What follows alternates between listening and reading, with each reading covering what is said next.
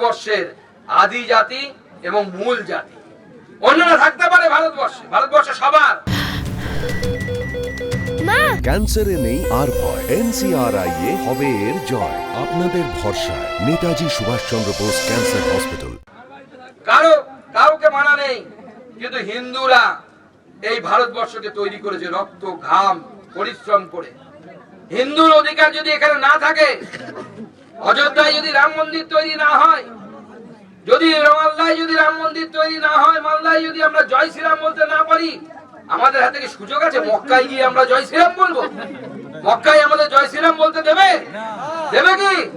তাহলে আমরা এই মালদার মাটিতে জয় শ্রীরাম বলবো। মমতা বন্দ্যোপাধ্যায় তো দূর যাক, অনেক বড় বড় হোসেন শাহ সেই সময় চেষ্টা করে পারেনি এখান থেকে হরে কৃষ্ণর নামকে বন্ধ করার জন্য। মনে রাখবেন, কাজী নির্দেশ দিয়েছিল তখন মমতা বন্দ্যোপাধ্যায় তো নস্যি হোসেন শাহ এদের সামনে।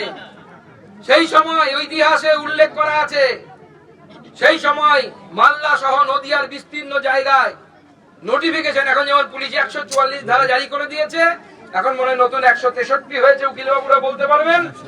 সেই সময় নবাবের ফরমান ছিল হরিনাম নেওয়া যাবে না, হরিনাম নেওয়া যাবে না। চৈতন্য মহাপ্রভু এসেছিলেন এই মালদার পবিত্র মাটিতে, বসেছিলেন রামকেলির মেলাতে, পায়ের ছাপ রেখে গেছেন সেই রামকেলিতে। হিন্দুদেরকে রক্ষা করার জন্য চৈতন্য মহাপ্রভু পথ দেখিয়ে গেছিলেন। কি করেছিলেন? সংকীর্তন করতে করতে চাঁদ কাজীর বাড়ি নদিয়াতে ঘেরাও করেছিলেন। হরিনাম করা যাবে না বলছিস, তোকে তোর কানের সামনে হরিনাম শোনাবো। এবার মমতা বন্দ্যোপাধ্যায় মালদাতে এলে, আপনারা যারা এখানে উপস্থিত হয়েছেন, জেলে যেতে হলে জেলে যাবেন। আমার ভাইদেরকে আমি অনুরোধ করে যাচ্ছি, যুব মোর্চার মমতা বন্দ্যোপাধ্যায় এলে পরে তাকে জয় শ্রীরাম বলে স্বাগত জানাবেন।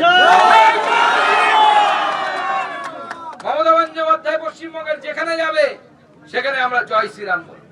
উনি আবার লন্ডন গেছেন, এখন ফিরেছেন, লন্ডন থেকে ফিরেছেন। লন্ডনে গিয়ে তো মান সম্মান ডুবিয়ে এলেন। ওখানে গিয়ে উল্টো পাল্টা বলে ইংরেজি বলছে না বাংলা বলছে, আমরা নিজেও বুঝতে পারছিলাম না। ইংরেজি বলতে না পারাটা কোনো অপরাধ না। ভাষণটা লিখে নিয়ে যান, লিখে নিয়ে গিয়ে ভালো করে পড়ুন, নাহলে বাংলায় বলুন, কেউ ইংরেজিতে তর্জমা করে দিন, তো কোনো অসুবিধা নেই। কিন্তু মমতা বন্দ্যোপাধ্যায় ওখানে গিয়ে লোক হাঁচিয়ে এলেন। আর আজ অব্দি আমি বুঝতে পারলাম, প্রত্যেকবার ভোট আসে, ভোটের ঠিক 1-1.5 বছর আগে মমতা বন্দ্যোপাধ্যায় বিদেশ যান। কেন যান বিদেশ? এবং অদ্ভুত ভাবে বিদেশ যাওয়ার অদ্ভুত তার নিয়ম। আপনারা জানেন মমতা বন্দ্যোপাধ্যায় লন্ডনে গেছেন। কিভাবে লন্ডনে গেছেন? কলকাতা থেকে গেছেন দুবাই, দুবাই থেকে লন্ডন। অথচ মমতা বন্দ্যোপাধ্যায় কিন্তু কলকাতা থেকে দিল্লি যেতে পারতেন, দিল্লি থেকে সরাসরি ইংল্যান্ডের প্লেন আছে। মমতা বন্দ্যোপাধ্যায় কলকাতা থেকে মুম্বাই যেতে পারতেন, সরাসরি ইংল্যান্ডের প্লেন আছে, কিন্তু উনি যাননি। ওনার ভাইপো আমেরিকা গেলেন কয়েক মাস আগে, নিশ্চয়ই আপনাদের মনে আছে, চোখের ট্রিটমেন্ট করার। আমেরিকারও সরাসরি প্লেন আছে, মুম্বাই থেকে দিল্লি থেকে গেলেন না। কোথায় গেলেন? দুবাই। বারবার দুবাই কেন যায় এরা? দুবাইয়ে কি আছে? দুবাইয়ে কি ছুপায়? দুবাইয়ে কি লুকায়? এইটা আমাদেরকে খুঁজে বের করতে হবে। এবং প্রত্যেকবার বিদেশে যাওয়ার, ভোটের আগে বিদেশে যাওয়ার কারণ। আর মমতা বন্দ্যোপাধ্যায় যখন ওখানে গেলেন, তখন এখানে শুরু হয়ে গেল আক্রমণ। এবং এই আক্রমণ পূর্ব পরিকল্পিত। তৃণমূলের হিন্দু নেতারা পর্যন্ত স্বীকার করছে ক্যামেরার বাইরে গিয়ে, আমার কাছে খবর আছে। এমনকি পুলিশ প্রশাসনও বলছে এই আক্রমণ পূর্ব পরিকল্পিত। কেন? পোয়ালে আগুন দেয়া হয়েছে মোথাবাড়িতে। কি হয়েছে কিনা? আগুন দেওয়ার জন্য হাতে এক জারিকেন ভর্তি পেট্রোল। আগে থেকে যদি প্ল্যান না থাকতো গোধরা হত্যাকাণ্ডের মতো, তাহলে জারিকেন ভর্তি পেট্রোল কোথা থেকে এলো? এই প্রশ্নটা পুলিশ প্রশাসনকে জবাব দিতে হবে। এসপির পদে বসে থাকা দিদির দলদাস, দিদির চটিচাটা পুলিশ অফিসারদেরকে জবাব দিতে হবে। আর রাজীব কুমার, আমি জানি কলকাতায় বসে উনি আমার ভাষণ এখন টিভিতে দেখছেন, তাকেও পরিষ্কার বলে দিতে চাই, বেশি দিন মুখ্যমন্ত্রী আপনাকে বাঁচাতে পারবে না। আপনার সময় এসে গেছে, আপনাকেও জেলে যেতে হবে। আপনাকেও জবাব চাই। কেন পেট্রোলের জারিকেন নিয়ে সেদিন এই জিহাদিরা গেল? আর কি বলছে? একটা হিন্দুকেও থাকতে দেব না, কেটে সাফ করে দেব। মুখে কি অকথ্য ভাষা! ভগবান রামচন্দ্র সম্বন্ধে এত বড় বড় কথা বলছে। আরে তুই ভুলে গেছিস, মালদার মুসলিমরা হয়তো ভুলে গেছে, তোমাদের পূর্বপুরুষ বাবর নয়, তোমাদের পূর্বপুরুষ সত্যি হলে হচ্ছে ভগবান শ্রী রাম তোমাদের পূর্বপুরুষ, তোমরাও রামের বংশধর, তোমরা কোনো বিদেশ থেকে আসো। আমরা তো চেয়েছিলাম ঈদ শান্তিপূর্ণ ভাবে হবে, রাম জন্মভূমি রাম নবমী শান্তিপূর্ণ ভাবে হবে, তবে আমরা বিজেপির সরকার গঠন হতে দিন। এখন মুসলিমরা শান্তিপূর্ণ ভাবে রামনবমী পালন করতে দিচ্ছে না। যান গুজরাটে, উত্তরপ্রদেশে যোগী বাবা আছে, গুজরাটে আমাদের নরেন্দ্র মোদীর সরকার আছে, উত্তরপ্রদেশে যোগী বাবার সরকার আছে। যখন ওখানে রামনবমীর মিছিল হয় তখন মুসলিমরা এসে রাস্তার ধারে দাঁড়িয়ে ফুল ছেটায়, নাহলে শরবত দিয়ে খাওয়ায়। অপেক্ষা করুন 26 অব্দি, 26এও আপনারা সেই রাম দৃশ্য দেখতে পাবেন।